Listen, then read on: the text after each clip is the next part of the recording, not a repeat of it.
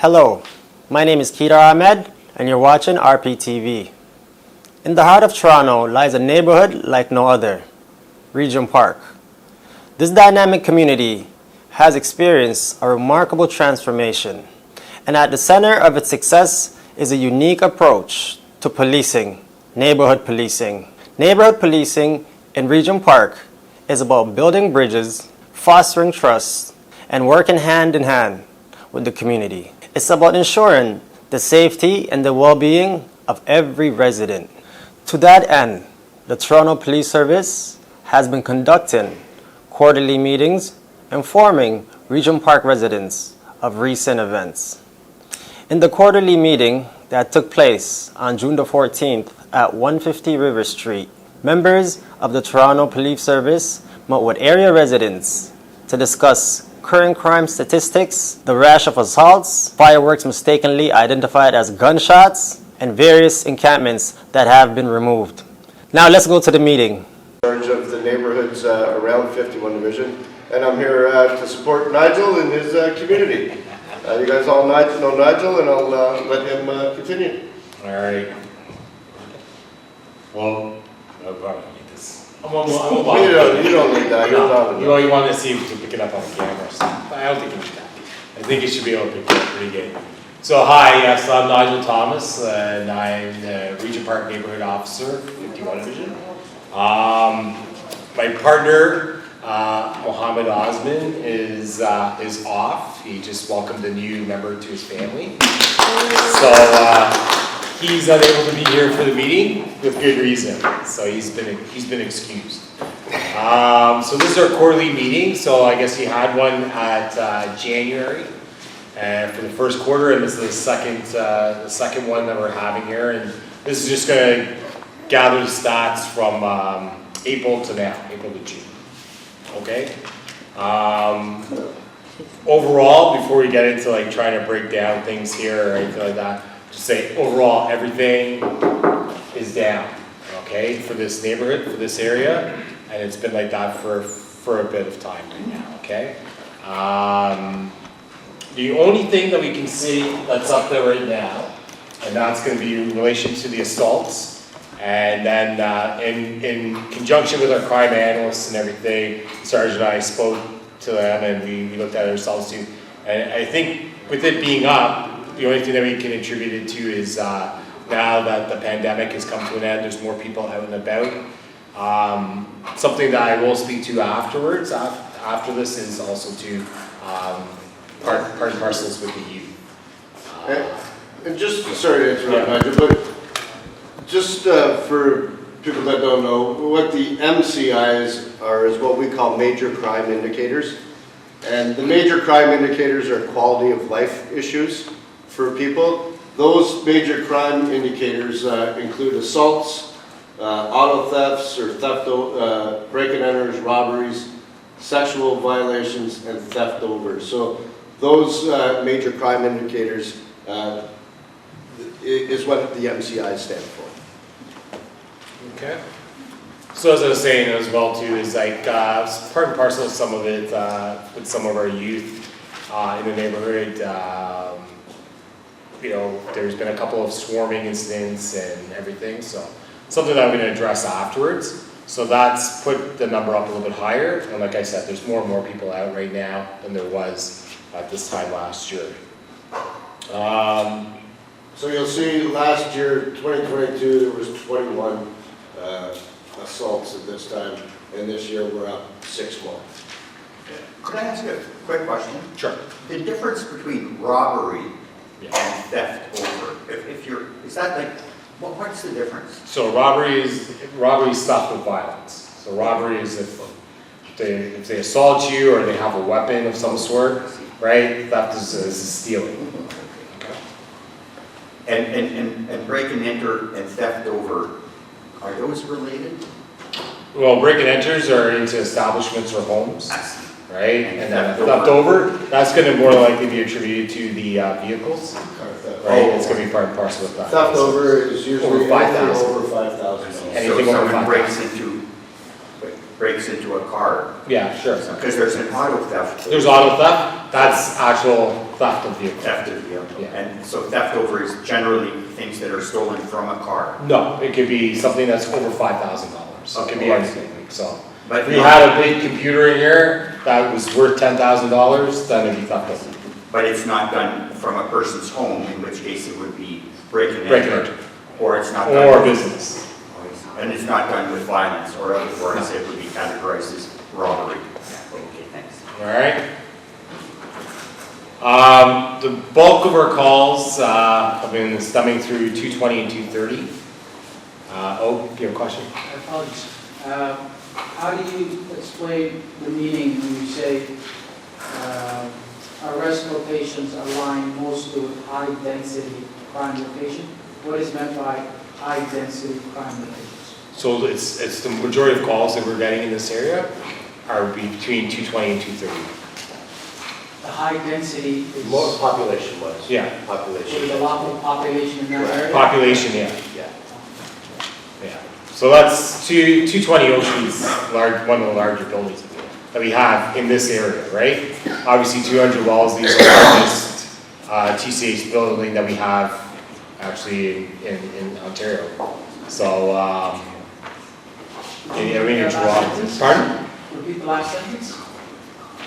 It's the largest population. 200 Wellesley is the biggest. It's the biggest TCHC building. In the city? Yeah, population-wise. Nigel, he's the way? No, I'm good. I'm good. Can everybody hear me? Yeah. Okay.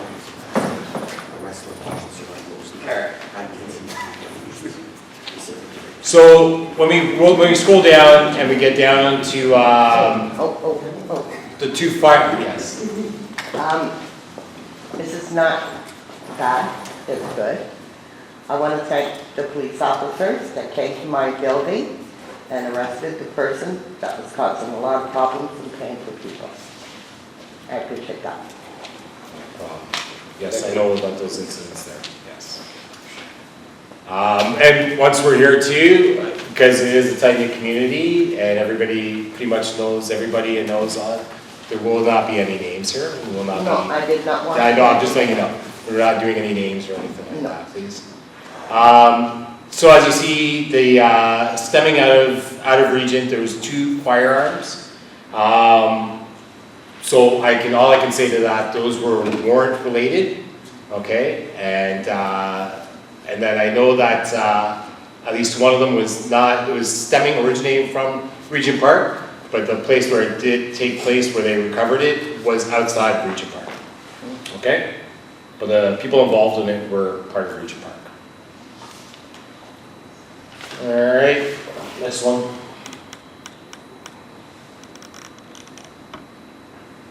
So, this is just the breakdown here of all types of things, and a lot of it you'll see too, we have the fail to attends. Those are just like, and fail to attend courts and release orders. Those are people breaching, any other court order stuff, which is the bulk of our things that we get, because if somebody's involved in a charge and everything, they're usually given conditions, and a lot of times they might end up breaching it maybe, and that's where we come into play with some instances where we're doing bail compliance checks to ensure that they're abiding by them. So that's where you have some of the breaches and everything in terms of that. So that's just a further breakdown of all the different types of charges. And then we'll move along to the map, if you get down to the other thing. Yeah, back to the original one. Yeah, there we go. All right. So once again, it gives the Regent Park boundaries, and as I have said before too, that we do cover parts of Cabbagetown. So we go all the way over to Carleton, okay?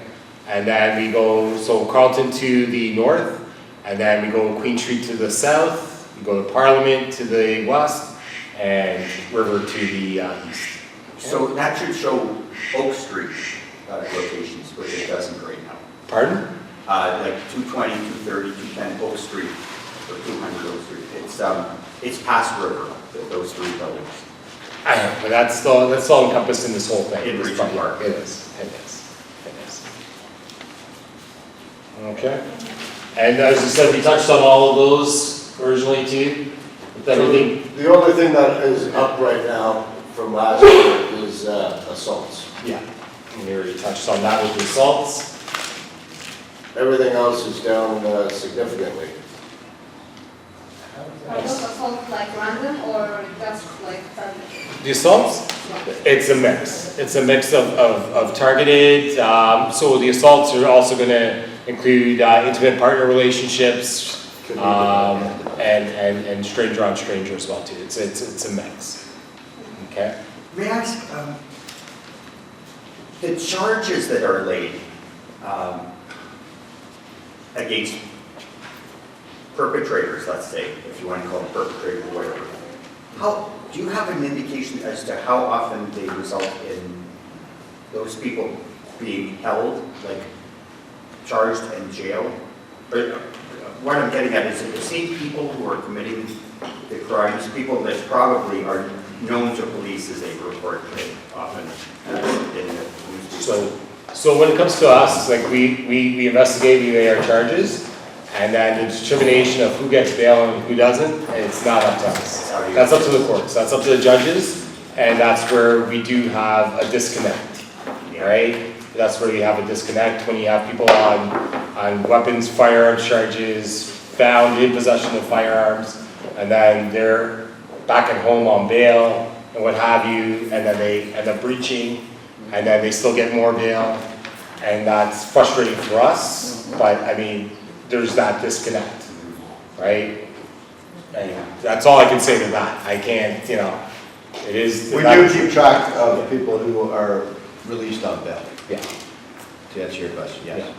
Because And we have a unit called a bail compliance unit, which attends to high-risk offenders and to ensure that they are compliant with their bail conditions I see. as well. And are there any supports put in place to help those people who are out on bail, for example, like to help them, I don't know, stay away from other people that might, you know, encourage them to get back? There are supports, especially if they're involved with gangs. We have an exit strategy put in place for individuals that are tied into for example, something like that. But once again, it's up to the person if they are willing to They comply.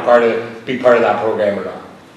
And also, typically, if they have been arrested with another individual, they would be on conditions not to associate with that person as well. And as through the courts, if you have an intimate partner thing, then we have the PARS program, the partner assault program, that, you know, the person that's on charges, they will enter into that program, right?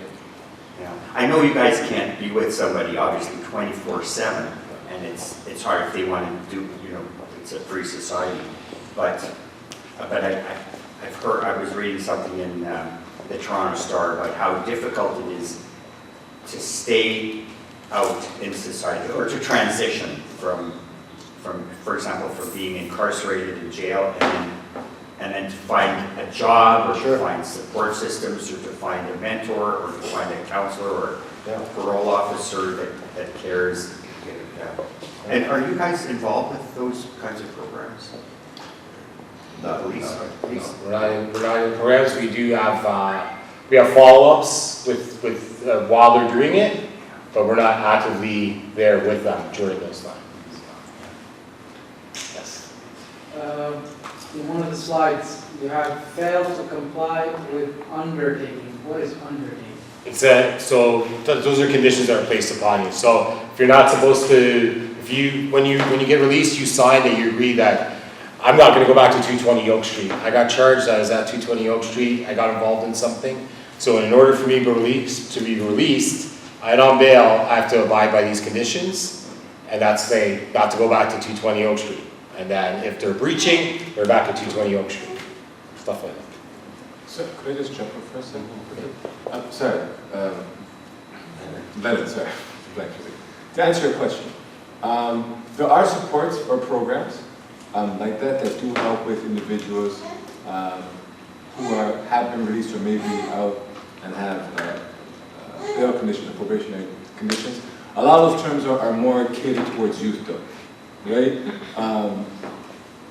For adults, it's more, it's kind of, I don't want to say it's assumed, but it's, the supports are there, but they're more catered to those who fit within the youth system. So 29 And over.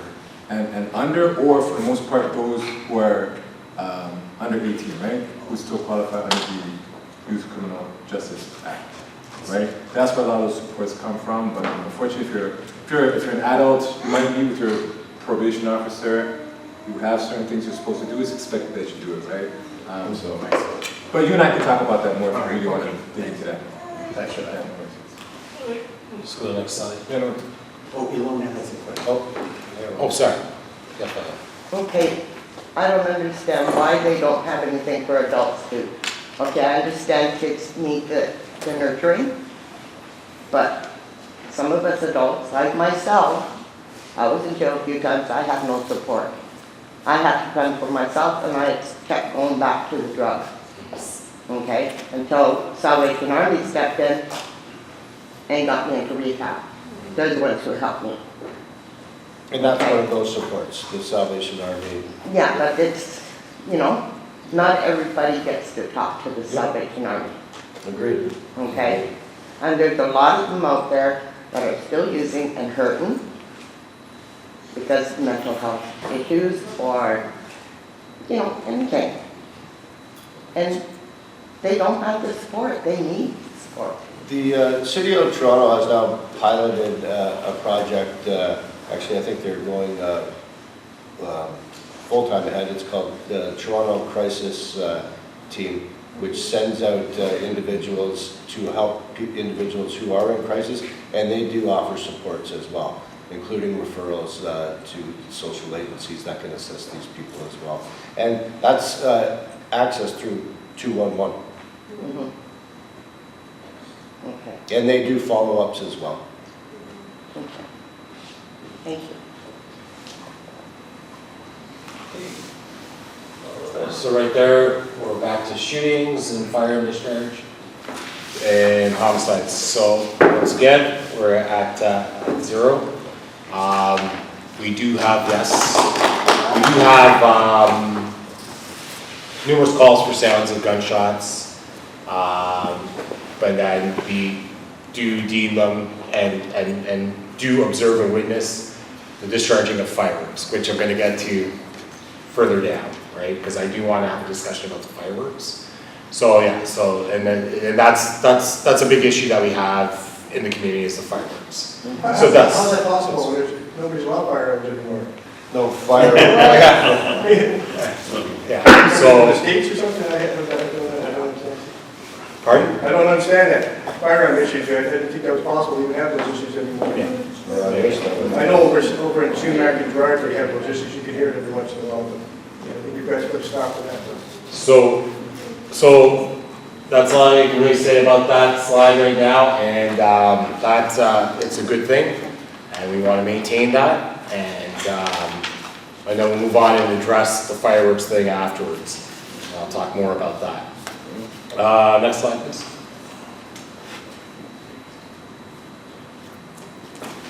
So there we are for the assaults. As I said, so it says Saturday, Sundays have the highest amount, and it's the weekend. As you said, we attributed most of that to the pandemic coming to an end, and more people out and about. And then also I'm going to get into the youth aspect as well too, because most of it is dealing with youth, with the assaults. Next one.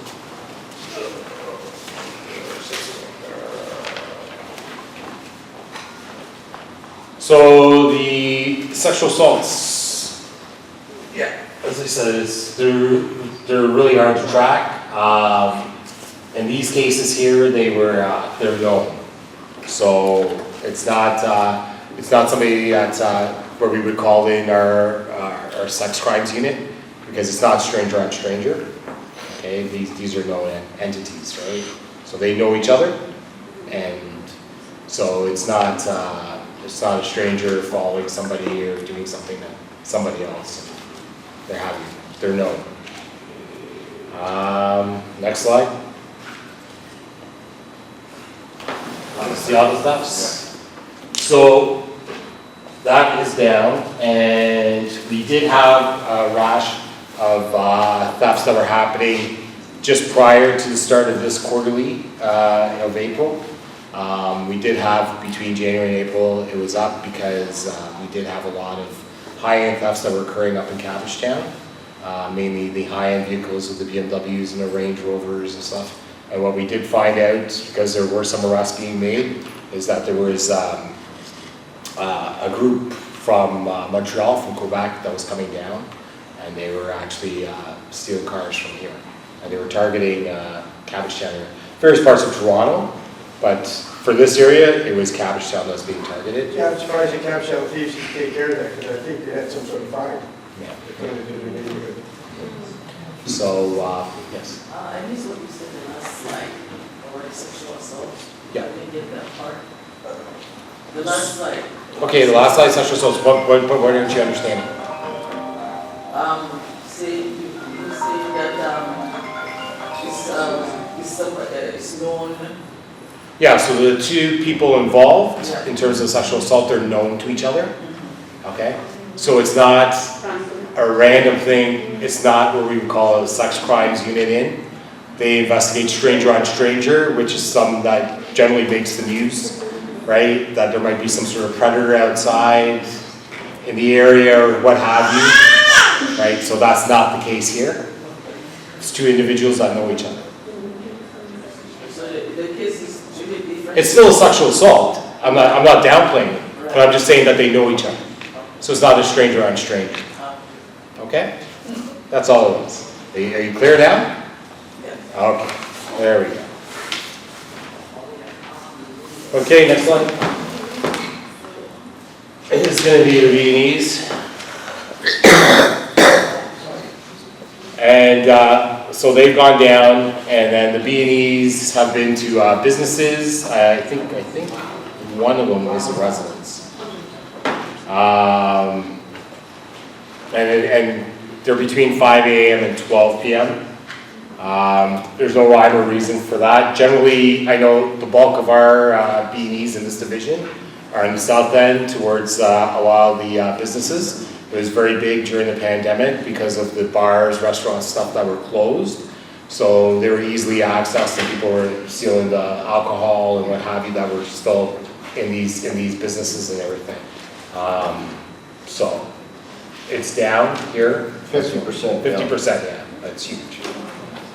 So there's, the only thing I can say in terms of that is that, once again, it's just locking your doors for various residents that are out on the, like the townhouses and houses out on the street, is just to maintain your, the cutting of the trees, things don't get overgrown, to block entrances and everything. That's what people look for when they're going to go beanie. They want to be away from view while they're entering a place.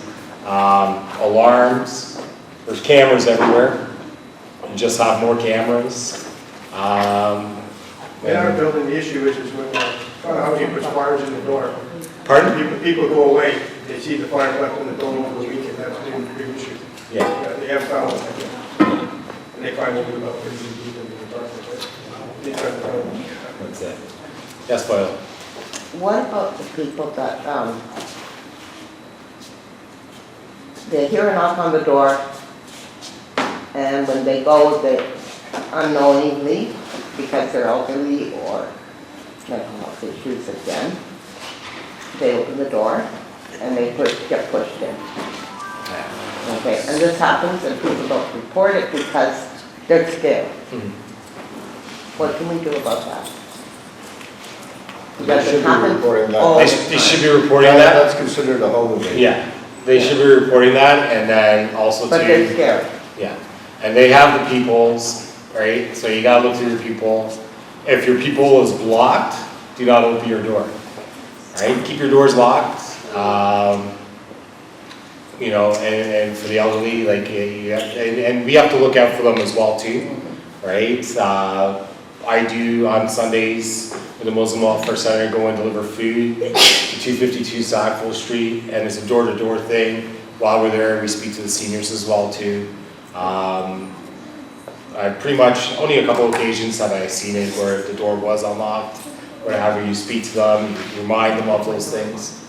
And that's all we have to look out for one another. So if you're a younger person, and speak to the older generation and try to educate them on that. But they first and foremost keep their door locked and look through that people. If you're not expecting anybody, just leave it alone. If it's somebody that, you know, say it was the police or security or something, they would announce themselves. When I knock on the door and I don't get any answer, I don't hear anything, I'll say it's the police. Right? I'm not hiding anything, you know, I want them to know that I'm there, right? So if it's somebody that's there to see them, they're gonna say who they are and everything, so. But just maintain locking those doors. Once again, for the lobbies, hard to control in some situations because people sneak in behind people, what have you. I know at 220 Oak, the security's there. I've been there, and then I've been there, standing there, just chatting and what have you. And then I've addressed some people too that are looking to get in. Generally, when they see me, they usually show up and then they turn around and don't try to make the entrance.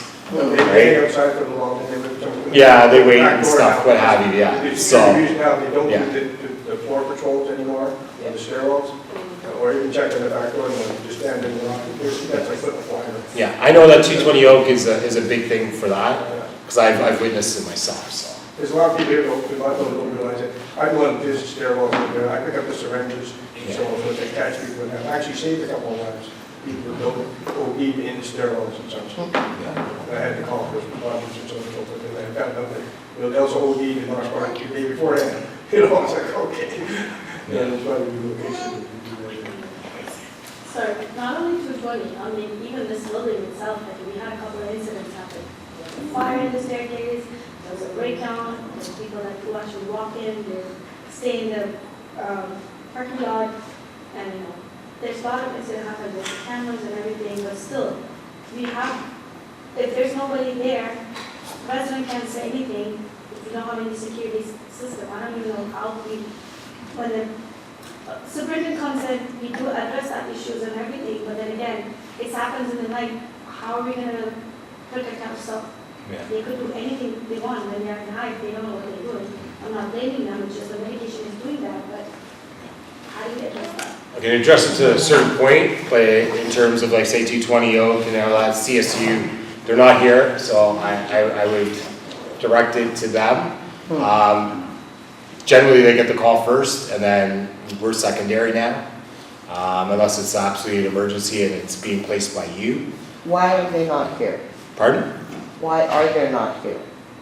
CSU, yeah, why are they here? Why? The invitation, I think it was too short notice for them or something. So, could be. Oh, did you guys have any influence with the management at Town Pardon? With management? With TCHC? Yeah. Yeah, we're partnership. I wonder if you could do something with the fire, address that, because there shouldn't be, their way of dealing with it is the problem, not the solution. See, we've had 5 fires, 4 of those 5 fires, basically, the people in the apartments got new apartments, of course. So it's, Toronto housing solution is to go around after there's a fire, not only give them a new apartment, and people in the building know that, is to put these stickers, you know, the fire warning stickers, instructions, and what, on every door inside every apartment, on the elevators, in between the elevators. That's their solution for them. And that's not the thing. The only person that got removed from it was caught on camera. That was because it was on the 3rd floor, and so on and so forth. What Toronto Housing does is they give them another issue instead of just automatically, if there's a fire in the apartment, they should just transfer them somewhere else. So whether they're evicted or not, just to move them somewhere else. But the problem is they'll cause fires. Well, that'd be there. We can only do so much, and then when it comes to that, then they're gonna have to do their part. Yeah. You know, I was looking for an apartment I had set up because I wanted to. Apartment It was insurance. all set up with the train. This guy likes his apartment, he gets the apartment tonight. Because he wanted to move for the same reasons that I wanted. But if there are any fire code violations, I would contact the Toronto Fire Department as well. Who can- Well, I tried to explain to them how it works. They got a truck work. It's everybody in the building knows. You know, if you want to do an apartment after they renovate it, because it's like a year or more, set your place on fire. You know, accidental fire. We've seen it in other places. All We these get buildings are tired of that, not just county constant, it's happened 4 in a row. Do you know all these buildings are not to code? My friend had a fire at 230 Sackville. And now I don't blame her, I go after housing, I don't care. Because first of all, the sprinkler thing that came on, they didn't know how to shut it off. It 3.5 hours. And then she got a letter, the firemen are coming in again to investigate again because apparently her bathroom is not up to code. And that's not an old building. How does that even happen? It doesn't. All the buildings It in does, Regent they Park, put them up too fast. TCAC and the condo, they are all built to code. But at the time of building. Sometimes the code changes, but Another issue is getting back to the fire things, you had some other problems with fires and with fires. With Toronto Housing Trust are building with the fires and so on, so people use those fires that fall on the floor. It's a major issue, and they use them to, stack somebody's doorway. Well, all I can suggest is that I'll put something in. Yeah. I appreciate that. When I'm in next, I myself will go over to the fire hall there. I will talk to them and maybe they can set up a meeting. Or give me a name. They can address that and then CSU can also do their meeting on the thing too. Yeah. So that's it. I personally saw this guy lighting fires on fire, and I was going to say to him, like, what do you think you're doing? But he looked kind of rough, so I thought, you don't, don't confront them. I know. But you should call 911. Yeah, but he was lighting fires on Yeah, fire. that's definitely a 911, that's a 911 call. If somebody's lighting a fire and they're putting somebody else in danger, absolutely. Yeah, can I just mention, somebody else mentioned already, you know, I know there's a building close to me and I've seen like bottles in the stairwell, just on the steps. People go into the stairwells, they use drugs, they drink, and they leave the bottles, right? I mean, that's a fire hazard right there. If you're escaping from a fire and you're slipping over bottles, you'll break your neck. Or just going down the stairs anyway, you'll break your neck. And I've seen bicycles, a lot to the railings, right in the stairwells. Yeah, that's a safety We have issue. that right now in my building. But who do you call? It seems like they're really understaffed, the Toronto Community Housing buildings, or the superintendents are too busy, or I don't know what the situation is, but and nobody ever answers that gall darn emergency contact number. Which one's that one? The Toronto Community The Housing. 5,000 number? I think yes. Yeah. Yeah, you just have to keep Call calling. center. No, but that's ridiculous. That's the emergency number. No, it's not. It's the call center number. You call it, if they don't answer, leave a message. Yes. You get back to you eventually. And if you have email. So guys, this is not really taking place. Hey, can you speak up, please? Go. No, I have a question. There was an incident happened last year in the park. There was a man doing, like the inappropriate thing with the children, and he didn't have children and everything. When we called the police and tried to, address the issues and everything, they were asking for evidence as a photo, videos at the school. Obviously, nobody's going to do that at the moment, right? In those situations, how are we supposed to address that issue? So you made the call, so he was doing something with the, There's a gentleman, he normally comes in, he doesn't have kids. Even in the park it says the sign, if you don't have a child, you're not supposed to be in that area. which park is this? Or Regent Park, big park. Okay, big park, Park okay. is open for everybody. No, not for the play area. It says- No, there is a sign, there are signs. There is sign that says that if you Yeah. don't have children, Yeah. you're not supposed to be Yeah. running, you're not supposed to be there. It says there, and I know, I see the sign and everything. So this was happened, and there's a lot of people who actually witnessed that incident.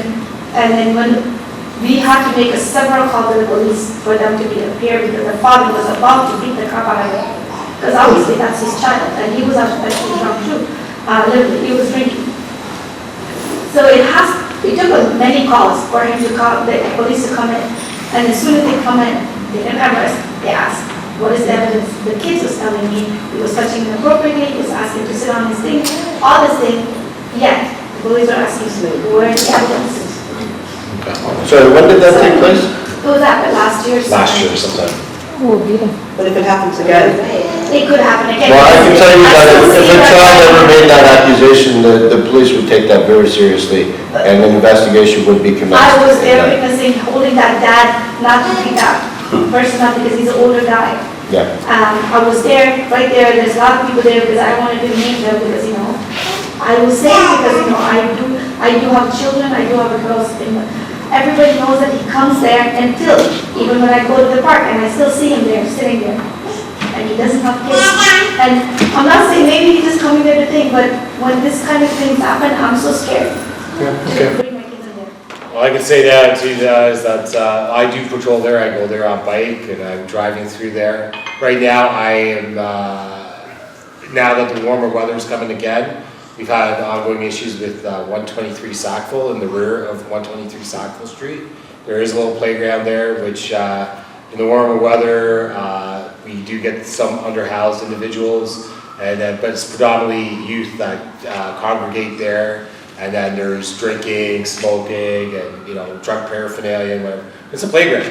So this week I've removed 3 people from there already, right? Broad daylight, daytime, and one guy challenged me the entire time, questioning me about it.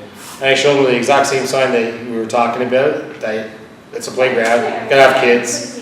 He still wanted to question that. I kind of had to chuckle at that too. But anyways, the thing is that I removed them. And I'm going to continue doing that. After that happens, maybe like 10 minutes later, a child came out to play. As soon as he came out, looked at me and waved while I was sitting in my car.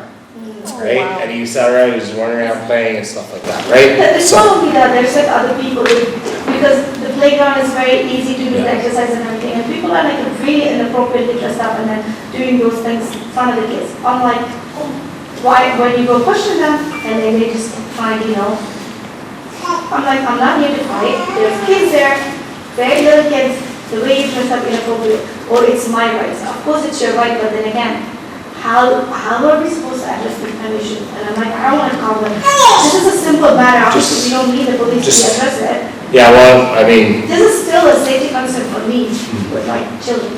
yeah, just place the call. Place the call. Okay. Rashida, how is it a right that you can walk around the street with no underwear on?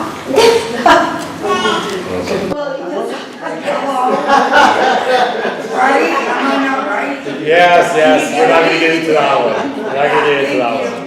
I know what you're talking about. We're not going to Yeah, get I'm into that. sure you do. So, when you said that you removed 3 people, does that mean you asked them to move on? Yeah. Now, if they keep coming back and coming They will back, get trespassed. I explained that to the gentleman that was challenging me on it, and I told him, I said, okay, I'm going to investigate you on the Trespass Property Act. Asked him for his ID, then he started refusing that, right? And I said, here's your chance, leave. And if I see you back here, we're going to go from there. Yes, ma'am. Hello, officer. How you doing? Okay. When my girlfriend Barbara Castleton was alive, Yeah. she made a big effort. Can I give you quiet? When Barbara was alive, she made a big effort to ensure that the intersection of River and Street has proper signage and the removal of one parking spot. oh yeah. And during the switch of councillors, the request to allocate a barrier, a physical barrier to avoid cars to park in that parking spot that was removed, it never happened. Sergeant Dick, last quarterly update, he reminded Chris Moyes about this unfinished business. And I'm glad that Joseph is here today. Hey, Joseph.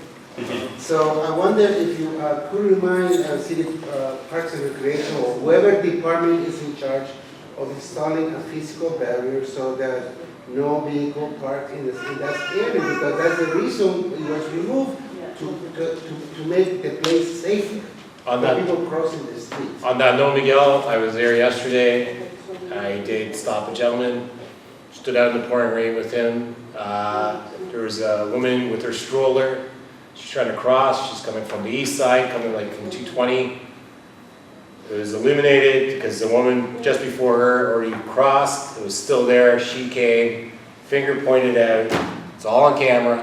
And here he comes northbound. Right? Yeah, and Nothing's being done. I pulled that. So I'm there every day, Miguel, and you know that, you see me there. My So daughter crossed Yesterday, right in the rotation. I'm there every day, and I do have a list here of like the amount of people I've charged way over there. And then this week too, as well too, there's 2 gentlemen that were crossing. They were coming from the west side going to the east side, and same thing. And then when I stopped the vehicle up on Gerard, one of the gentlemen was walking by, and he just looked at me. He says, "I was one of the guys crossing.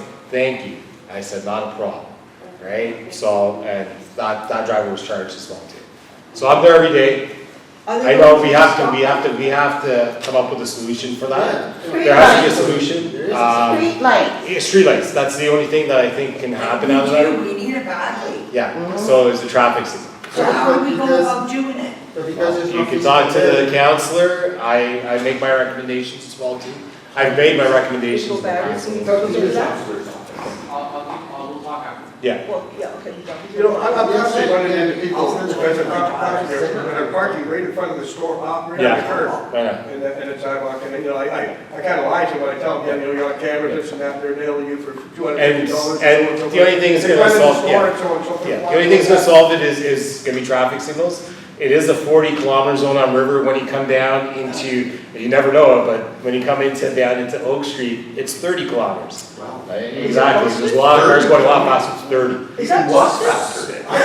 Exactly. It's 30. It's posted. But River Street's a 40, and I know people are going way above that, and that's part of the problem with that crosswalk there too, right? Yeah, it's parking there, but it's crossing the street coming from the southbound north. Yeah. That's the problem. It's blindside. I know. You don't see a whole lot. Yeah. The cars. But when they hit the crosswalk, they don't have much warning. We're going to move along now. All right. So the next one here is going to be the robberies. So the one in May, so both occurrences with the robberies now. We have one that took place, well, both are with youth. So one of them took place where it was a group of females, and one female assaulted another female, took her phone. In the process of doing that, that female was subsequently arrested and charged. So the youth counselors, they're aware of who she is, and we're going to try to come up with some sort of mediation and try to address that. And this is part of the whole youth part here too. Then we had another individual that lives in Cabbagetown, was here, goes to school within the area, and was down at the Regent Park Athletic Grounds and was on his way home. Was spotted by a group of youth, and they in turn followed that person and basically swarmed him and took his running shoes and his shirt. Wow. Okay, so the youth himself is from the area. He's just over in Cabbagetown, and the other youth that are involved, we're looking into it right now. But more likely, I feel that they, based on some of the stuff that we're looking at, probably the youth from here. Pardon? Where did this take place? So both of them are in Regent Park. The one where exactly? The swarming one was on Sackville, and then the other one was on Sackville, the north of Sackville, or Sackville? It went north. Yeah, he went from the Regent Park Athletic Grounds, went along, and then this group followed him along from there, and it took place up there. So they felt in the north region, not south. Oak and Sackville. Yeah. Okay, so much north. Yeah, north, yeah. So, anyways. During daylight, Yeah, that one was in the evening, and then the other one was, the other one was late afternoon. are they underage or something? Yeah. Yeah, there's no high schools around here. I'm just trying to see, I know that spot's so isolated. Yeah, we're talking about grade school kids too. Yeah. So, anyways, these things have been talked about with the schools themselves and principals and everything. So we're going to look to address these things and have some sort of sit down and try to do an intervention of some sort, right? Along with people from Dixon Hall, K Club, what have you, right? The community center. Go ahead. Yeah. So sorry, maybe you said this, but you've identified people. You already know them, or It's still under investigation. The girl was identified. Pardon? The girl. Yes. Yeah, she's been arrested and charged. Okay, so we're still investigating. The swarming, the other swarming. And then typically, what would you normally do in situations like that? They will be, well, if they're over the age of 12, they can be criminally charged, yes. Over 12? Yes. And then, I know that you mentioned before, with the cell phone case, that you work with counselors. Would that be the same case here, or? Same incident, she's already been charged, but we want to prevent it from happening again. No, I'm talking about, you mentioned the collaboration with youth workers on the cell phone case. In the swarming case, would you also be doing that with Yeah. youth workers? Yeah, there's no difference. Like, we're still gonna try to prevent it from occurring again. Trying to get the message out to the youth. Are they doing this because they're bored? 101 reasons. Yeah, there are problems at the school because of COVID. A lot of kids had difficulty with doing online. First thing is, Also initiation to approve. sure. Inez? Sorry, anybody. So, what you're saying about the young students, I know a lot of, at North Dufferin, a lot of the kids there, they come to the park. And even after school, and they have been doing, attacking other people for stealing. And it's a concern because it's been going on for years. And some people don't speak because they're scared, because they get threatened by those kids. And it's just been going on constantly. I mean, right now, Lord Dufferin it's a real shithole. It's really bad. And I'm sure you guys are aware of the situation there with a lot of the kids. Yes, there's a lot of mental health, but it's not being providing those support that is needed. Everybody has mental health in a different way, and there's not enough support. Kids are getting away with murder. I'm not saying that everybody, but it's just, if they're our future, and it keeps on going, and nobody's giving that support, we're not gonna have those kids. And that's a huge problem in Regent. It is. And once again, so, in one instance right now, we have criminally charged, and like I said, we're gonna do our best to do some sort of counseling, intervention, prevention, to stop it from happening any further. Yes? Since you talked kind of the, Pardon? there are a lot of, sorry. There are a lot of youth, even the high school or the kids in grade 8. Yeah. They need the support. Even the parents know there's something is happening. But when they come to the police, they know they're going to be charged with the criminal charges. I'm just wondering, is there any support you can give without even charging them with that? Just giving them counseling, and then maybe a program that you guys can run and stuff like that, just to show them how important their life is. They're just starting their life.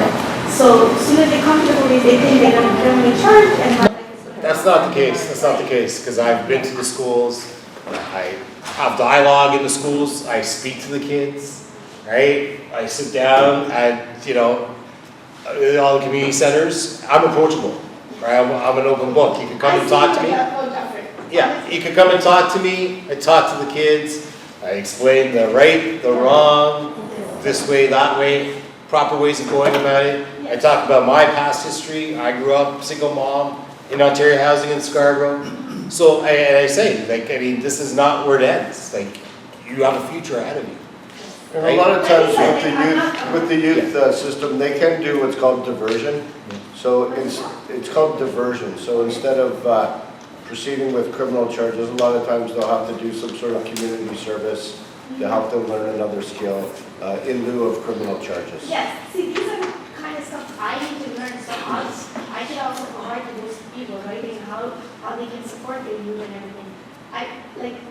Maybe I'm not looking hard enough since I came here, that's what I'm asking you. I'm not saying, I've seen you in North Dufferin, I've seen many police officers, and I've seen the way they talk, very friendly. I'm just saying in general, that's what the parents have that in their mentality. I'm saying as a parent, I do have that mentality too, but then again, I do look for my network and then how to support, obviously sometimes I do need that professional help. support my kids. I'm just talking about how the rest of the parents are going to get that support, right? And not only the kids, I think you guys have to kind of push the parents too, that who's in grade 8, and then maybe able to talk to them. So like I said, I'm happy to talk about these things. Case in point, I'll say Soraya. I had myself and Mo, my partner, we went outside of the division in support of Soraya, and we spoke with the Harari community and addressed certain situations there, and had suggestions, strategies. And like I said, if you have any concerns or anything like that, reach out to us, reach out to me. And I'm more than happy to come and speak and try to assist in any way that I can and try to get you the supports that you need or that the parents need. Because the last thing I want to do is come and charge a youth, right, that has their whole life ahead of them for making some sort of silly mistake, right, or decision that they decided was cool at the time, okay? Because once you have that and you turn 18, right, if you go for a high securities job and you're under the age of 18 and you have that youth criminal record as and you were 16, right, and you go to a high security job, say you want to be a police officer, you want to be a pilot, you want to be this or whatever, guess what? It's still there, right? They see. They don't know exactly what it was, but they know something was up. So this is what might separate you from other candidates, and you might not get that job. So this is what the youth have to start realizing these things, right? We were all young once, and we all made mistakes. But at the end of the day, it could cost them. You have to make these changes. Are you guys still doing programs at Lord Dufferin? Yeah. Yes, we are. Yeah, finished this week. Yeah. So the end of the school year is coming, but actually, Officer Jalal just secured, I think, 30 soccer balls. Yeah, they're going to be starting again next year Yeah. as well. Yeah, 30 soccer balls for the program. And the reason, hold on. And the reason why I'm asking that, I'm not working right now because there was an incident with me with 2 other kids. And like I said before, the school needs major help. And I've been advocating since this principal for 5 years, and nothing is being done. I've lived in this community for many years, and you know that. But it's just like Mashida said, parents. But us as a parent, we cannot be in denial of the stuff that our kids are doing. Exactly. Right? And you said we all make mistakes. We're still making mistakes. But it's looking for that help. If we don't look for the help, our kids are not getting help. And they're going on the wrong path. I've been literally advocating, and it's constantly that nothing is being done. We're losing our kids. And that's a huge problem. And that's why I asked you if you're still there, because like I said, I haven't been there. I'm out for until September, but it needs we're a still lot there. of. We're still there. We're still there, and programs are still happening there too. And in fact, the program is growing a lot. So it started originally with only 5 students attending, and as the students became more comfortable, last week there was 21. Because I know there was for boys and for girls. Yeah. So it's growing, and it's been good for the officers too. They've been quite enjoying it, meeting the students as well. So it's been great. The girls are worse. Excuse me? I don't want to give anybody. I'm hearing a lot of teacher, school, police. But I'm thinking support for the parents themselves. Because sometimes the kids think that when they are disciplined by the parents get in trouble. And the parents are also scared about getting in trouble and losing their kids. So, what about letting the parents know they have a right to discipline their kids? I mean, that's the most important. You discipline that from home. Yeah. So you can't discipline your child at home. He's going to go out there and act out. Because he knows nothing is going to happen. Sometimes kids do do things because we just think that nothing is going to happen to you. So what? And brain now fully developed thinking that they're not thinking the consequences that's what happened after what they did, whatever. So if parents will know that, okay, you have certain right, you can discipline it.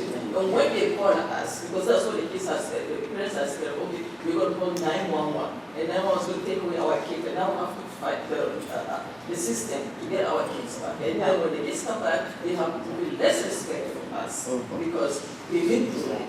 So what about the parents, letting the parents know, hey, you can discipline your kids. And when we come, we hear it, we will support you because they need this place. It's our kids, we need to discipline. But I'm just saying, school police, or about the parents. Yeah. So, anyways, I'm a firm believer, and sorry, I can attest that's what our whole big conversation was when I went to that group. And it was all adults that were there. So I think the older school of thought here was, yeah, we were disciplined growing up, and I have 4 kids. My house is strict, very strict. I don't beat my kids.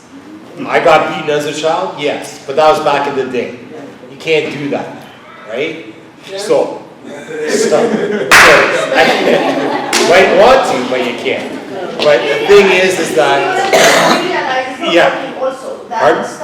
that style of everything is not working. It's not working. So it's changing, and everything's changing, everything's evolving. And it comes down to having a conversation and having that mutual respect with your child too, and setting the ground rules with them, right? Setting limitations with them, right? So yeah, my kids, like my oldest one, she's an adult. So, but I mean, I can tell you exactly where she is now, right? I can pick up my phone, I can look, without even me calling her, because I have something on her phone. So I know, right? I know where she is. But the thing is that my other kids, my 15-year-old, there's a time limit for her phone, right? At a certain time it gets cut off. So you have to set all these parameters in. And everything starts from home. I'm a firm believer of that. And that was what taught to me, and that's what I teach my kids too, and I make sure that that foundation's strong at home. And that's the most important thing. So in terms of support of that for the parents, like I'm happy to have a conversation with, like I sat down with Soraya and a group of adults, right? And we have that stuff, but you as a parent have to parent. You have to parent, right? The police aren't going to parent them for you. The teachers aren't going to parent them for you. When I grew up, teachers could manhandle you when I was a kid, right? And they can't do that now. Right? So. I don't remember that, and I'm older than you. Pardon? I don't remember that, and I'm older than you. Well, not by much, I don't think so. Hey? Yeah. Listen, I just want to address you guys, if you guys are aware, I had something in the Regent Park in the planning for several years, but COVID kind of interrupted. I want to bring back a soccer league for kids, a developmental league. We want to take back the space. So I grew up at Regent Park. I was here when 10 years old. I learned on the swimming board up in school. I went to St. Paul School. I was an altar boy there and so on and so forth. I delivered groceries from Loblaws. I shoe shined in front of the Gerard Hotel. This is my neighborhood. This is my community. I always loved this community. It's like a small town in the big city. So I want to bring back the glory day. 2-step dances at 417 Gerard, at the K Club and everything else. I was actually a member of both the girls and boys club, right? I was the only guy, of course. But so my name's Rocky, by the way. So I will be coming to your door because I got to go. I'm not putting up flyers and stuff like that. I'm going to talk to people personally and see if we can help their kid and how I can get them involved in some sports and what they're interested in with sport. Because that's what they need in this community. We need to bring back some stuff. I'll also put together. We lost our dime in there, so maybe a baseball league for little kids after school program. And so on and so forth, and some soccer or ball hockey. Well, soccer, I want to feel back. The ball hockey will be going after. We used to have a great league in the old days here, a real good league there from our community. Some people used to watch from the buildings, 11th place, and so on and so forth. And it's like, we had only one. We had two guys. We had 2 guys went to the NHL. Ask her. Thank you so much. That was a good day. Just the last slide there, we're going to just go to the left over there, and that's the only. The main increase. Yeah, and that's because it's only the one. What And that was actually, that's still going to fall under the auto. I don't know why it's not under the auto, but it was a vehicle. left Well, over. the e-bikes, because there's a lot of those going. Pardon? Some of the e-bikes cost anywhere from 500 to 2,500. No, I wasn't in the e-bike, I know that, I wasn't in the e-bike.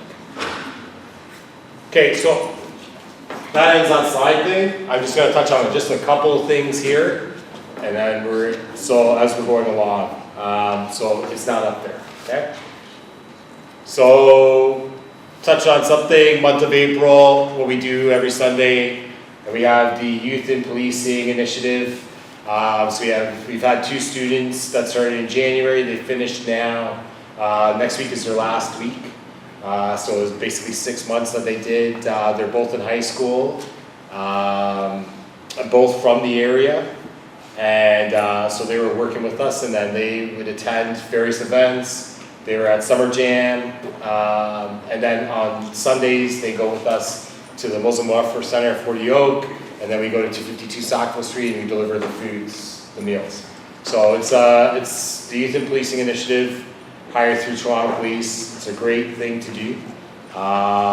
So if you have any youth that are interested in it, forward their names to me. I talk about it all the time. If anybody's interested in it, I try to reach out to the youth too as well for it too, so they can apply. What's the age range for Yippee? Pardon? What's the age range for Yippee? It's up to 17. 17. So 12 to 17. Yeah, 12 to 17. I know my son is involved Yeah. in the summer. Yeah.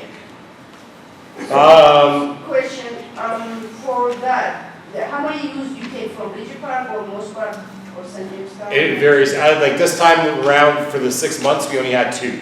So we've had up to like 6. But I mean, then they try to keep them within the area. Sometimes it might be outside of the area too, right? So it varies. So the next cycle is summer for summer? Will be the summer one. So do you have already the youth? I think they might be filled, but I will look into it. Just if you have somebody who's interested, just forward the information to me and I'll pass it. Okay, I have one youth who's interested. Gonna touch on that same thing, River and Oak, just basically the amount of stops that I've been doing there.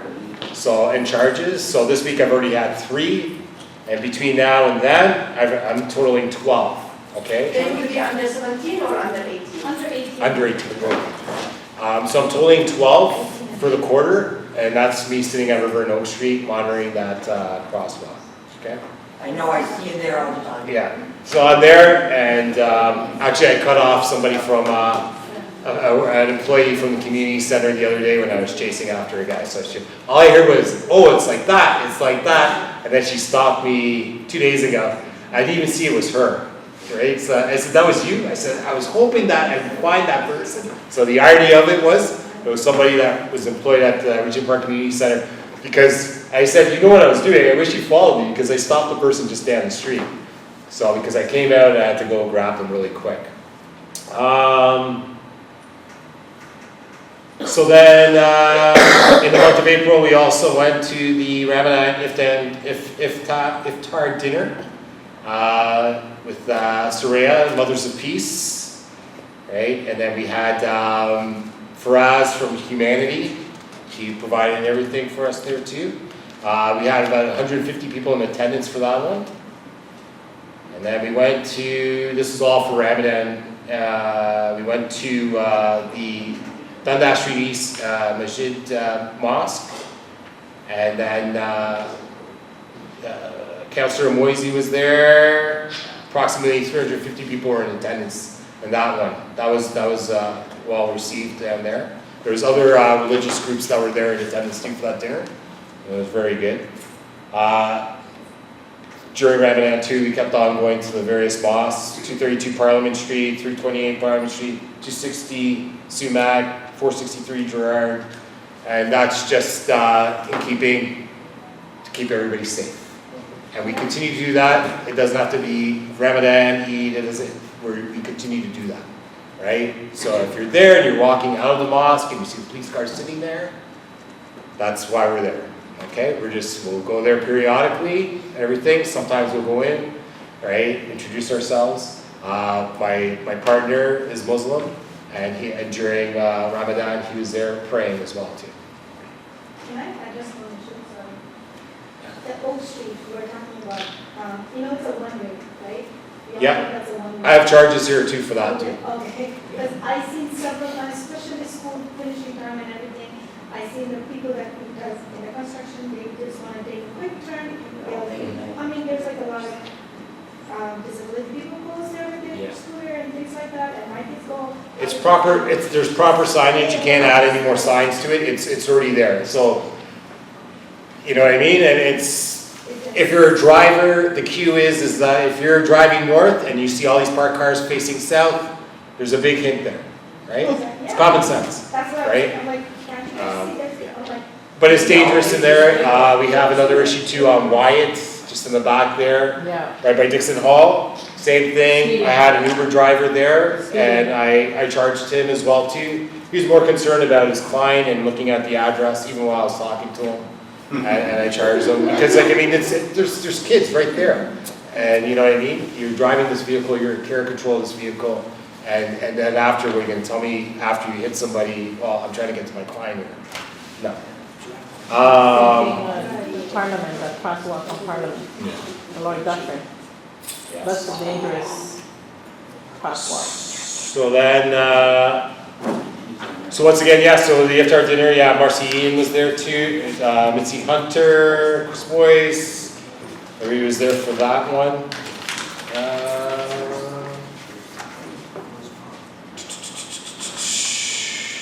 We also attended the 600 Dundas Street East, and that was for the Ward 13. That was Councillor Chris Moyes opening up the office down there. And then we also have, so the other half, myself and Maura on one half, so we're working right now. And now we have Farzad and Murchah on the other half. They'll be back in tomorrow, right? And it used to be Farzad Mustafa. Farzad Mustafa started an amazing thing, and that was the Project of Hope with the Afghani refugees. And it's grown quite large since then. So some of the things that they've done, between 41 division and 55 division, they've come together, brought donations of furniture, not just clothing and food that we've been doing all along, but actual furniture and everything. And then they receive donations too from Seneca College students and Centennial College students that have also been part of it too. So there's a lot of efforts in this Project Hope. Now that Murchah is back with Farzad, together now they're moving on with Project Hope, and Project Hope is doing very, very, very well.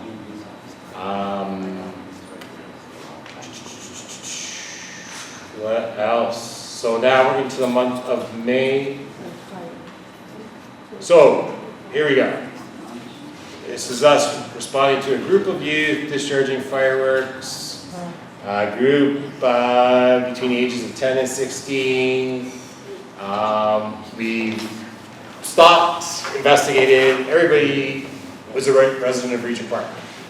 A couple of occasions that I've had, up into Cabbagetown, we've had some kids from Bleecker coming down. And then over on the other side, we've had some kids coming over from the 55 side there.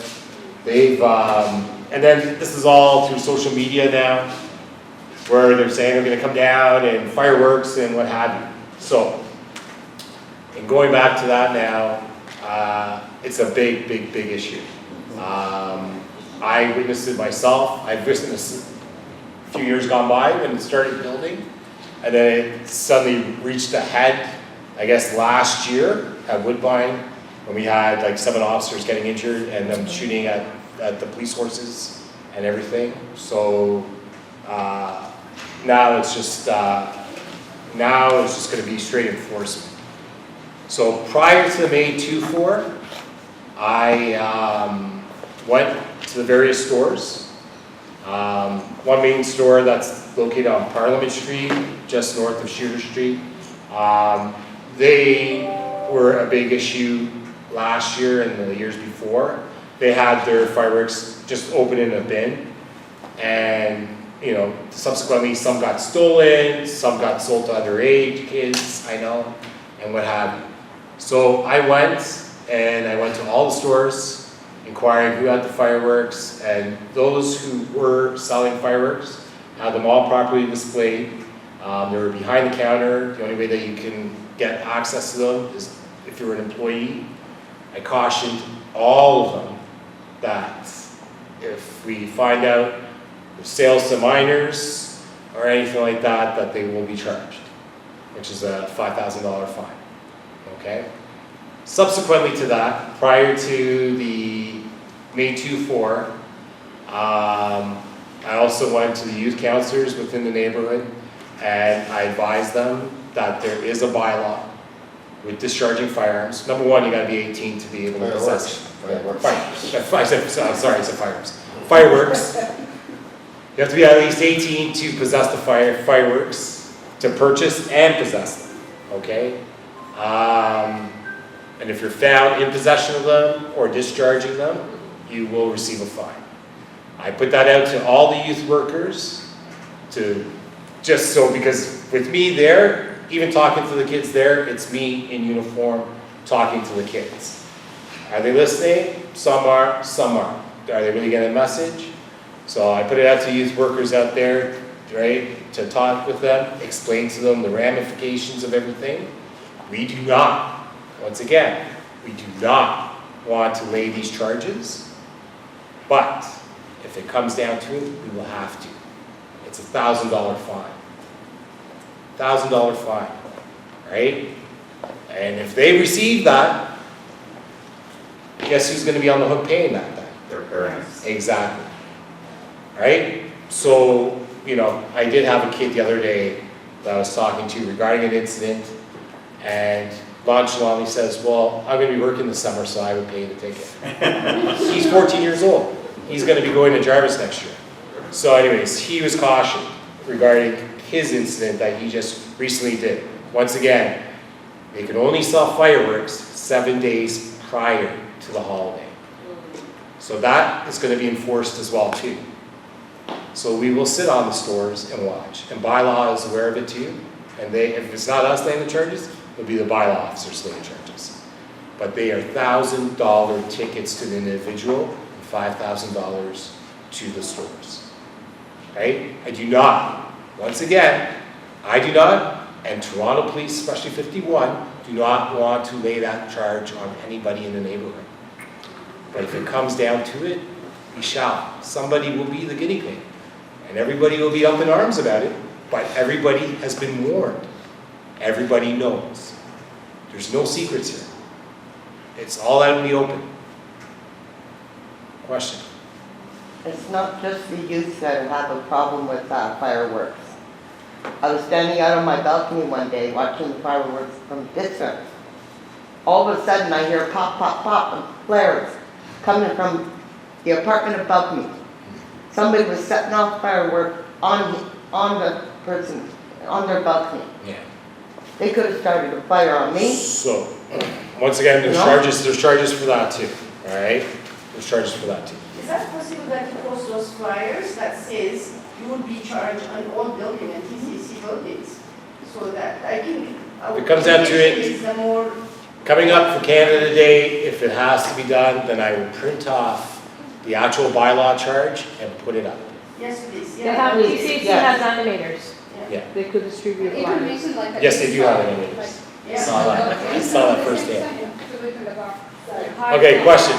No, it's not a question. Actually, when that firework happened, the 2 days prior to it, afterward, there was a police person right in the middle of the park, and I didn't see it afterward.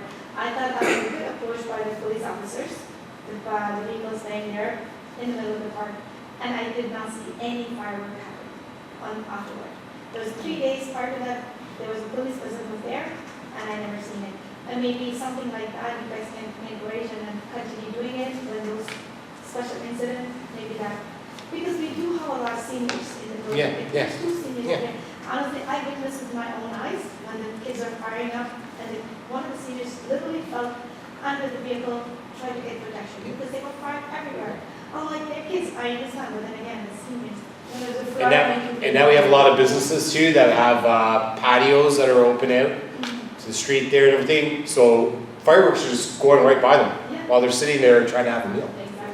And sometimes these kids are shooting them at each other, and somebody's gonna get hurt, so. And oftentimes we get calls, people think it's gunshots as well, so there's sounds of gunshot calls that get put over, so. It's just not the appropriate form to be shooting off fireworks. So, Like I said, what you guys did was amazing, maybe continue with that. so that's what I want to do. I just want to do, continue with the education and do our best to stay away from the enforcement. But, that being said, we know the enforcement aspect is there, and it won't be a surprise, because everybody is aware of it. Okay? So then, we also attended in May the Indigenous Health Fair. That was hosted by the Council Fire, and that was also held at Dano Spectral, and there was about 100 people in attendance for that, and that was very good. Mike Jeffries, who represents our Indigenous, he's one of the neighborhood officers, he's actually a crew officer, but he attends most of our Indigenous workshops that we have going on in the neighborhood. So he was there as well too.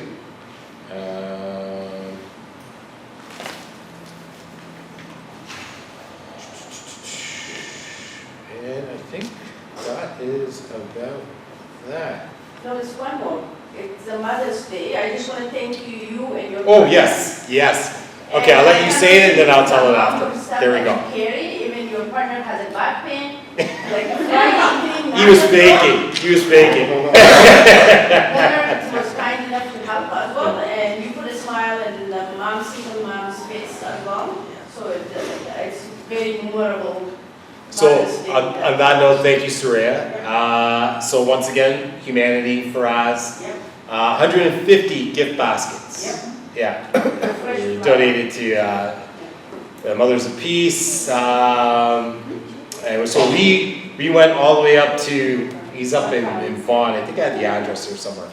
But yeah, so we went all the way up, it's past Vaughan. Anyways, we went all the way up there, we grabbed one of those big cube trucks, went up there, loaded it up, brought it all down, and dropped it off to Soraya, and showed up on Mother's Day then, and handed it. There's lots of paparazzi there taking pictures, and everything was great. It was awesome. That is about it. I think everything else is all about the fireworks again, because there's lots of fireworks. And just if anyone has concerns, you can always reach the Regent Park officers. I don't know if everyone's aware of their email address, but it's regentpark@torontopolice.on.ca. And that one email address will get you in touch with all the neighborhood officers in Regent Park. And there's 4 of us. And there's, yes sir. 2 questions. One is sort of big, the other is more specific. In terms of youth, their involvement in criminal activities, I know some of the numbers you've shown, that has decreased or increased? It's decreased, but as I said, the only thing that's increased is assaults, but they play part and parcel in some of that. It's not all for that. It's not. Right? Those assaults are also mixed in with other things too, right? Yeah, and then I see the numbers of assaults here is 27. Yep. Do we know how many are youth involved? Well, I don't have the breakdown in that on here, but yeah. But I know that there are some. I know that they are attributed to that. Do you know the number? No. Not often. Okay, and then the other question, which is very broad, maybe you will be able to answer, but so the Regent Park Safety Network's goal is to increase the reality and perception that Regent Park is safe. Okay. Do you feel in the past few years that has happened? Yes, I did. When was the last meeting? Because I went to it. That's on my sheet here too. I'm trying to think. It was last month. Leonard, come on. Come on, third Monday of every month. Aha! That was, hey, what is it? Month of May. May 15th. And I have to, what did I put in here? And It's Zoom, yeah. Attend the Regent Park Community Safety Network meeting via Zoom. There you go. And the next RTSN, Regent Park Safety Network. June. It's Monday. It's June June 19th. Yeah. So, will you be available? I was there for that, June what? 19th. Next week, Monday. So the answer is Monday, it would be Farzad and Murcha. Safety Network. Safety Network. Hey, props to Safety Network. I was there, and It was good. It was good. We were on there. There were some good questions, and we addressed everything. And it was good. It was well done. I will not be there, unfortunately. I will be north of the city. But Farzad and Murcha are working, and they will. They're aware of it too. I'll remind them with another email, but I know that they are aware of it. Don't get the emails. Yes. Okay. Thank you so much. Thank you all for coming. Not a problem. Thank you for having us. Take care. Don't forget to like, comment, share, and subscribe to our YouTube channel. And please follow our social media platforms. For more information, check out our website.